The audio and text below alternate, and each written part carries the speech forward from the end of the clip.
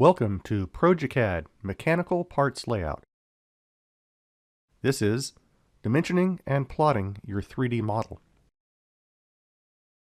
To find links to any downloadable resources available for this video, make sure to check the description box below. Back in the first module of this series, we had a video that covered dimensioning your drawings. We used an age-old method of scaling our dimension features up by an inverse factor of the final scale and placing the dimensions in model space. While this is probably the oldest method, there are others. In this video, we'll use a different method, this time the dimensions being placed in paper space. I'll be using the version of the mechanical assembly drawing that I had at the end of the last video. Since this is a basics lesson, I'll just throw in a few dimensions to explain the concept. In reality, each of the components would have its own sheet and be fully dimensioned for manufacturing. First, I'll change my layer. I'll change to the Home tab of the ribbon, and from the Layers pull-down, I'll select Dims, which is red.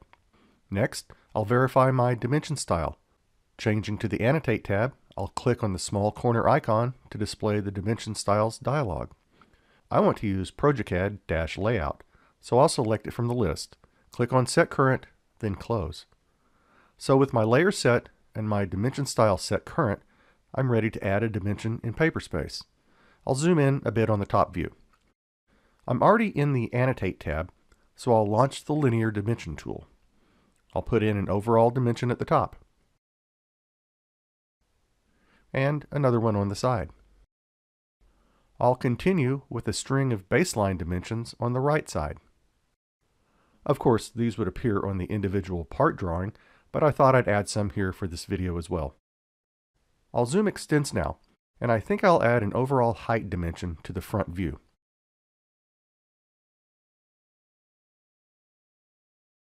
So that's it. Dimensioning in paper space is also a terrific method to use. And even though they're in paper space, they're still associative. So if the object they're attached to is changed, the dimension will change as well. This does not apply to a change in the viewport's view. I'll activate the top view and pan down. Notice that the dimensions don't follow the display and are now disassociated. I'll make sure to undo to return to the previous state, making sure the viewport is locked. Let's create a PDF of our sheet, keeping in mind, of course, that we would have more annotations in the drawing along with title block information. This will serve as a bit of a recap, as I went into more detail back in the first module in this series. A PDF is created in the same way as a print or a large-scale plot, which is via the print command. I'll launch print from its icon in the quick access toolbar. Recall that I mentioned that I had initialized the layout prior to using for this video. I have saved all of the settings I used into a page setup. I'll expand the page setup menu and select progeCAD, which I created earlier. I'll go through some of the most important settings for this sheet. I've chosen the progeCAD PDF PC3 file as my printing device. I've defined the page size as architectural D and specified it as landscape. I'm printing the layout so I have nothing else to worry about in the scale area. I'm using a grayscale pen table and everything else was left as is. Let's make sure we're getting what we expect by clicking on the Preview button. The preview looks perfect, so we're ready to create our PDF file. I could continue and print from the Preview window, but I'll close it and return to the Print dialog in progeCAD.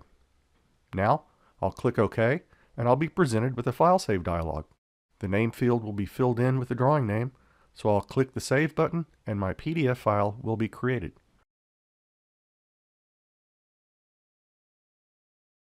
You can find out more information, download their 30-day free trial, or purchase your own progeCAD license at www.progecad.com.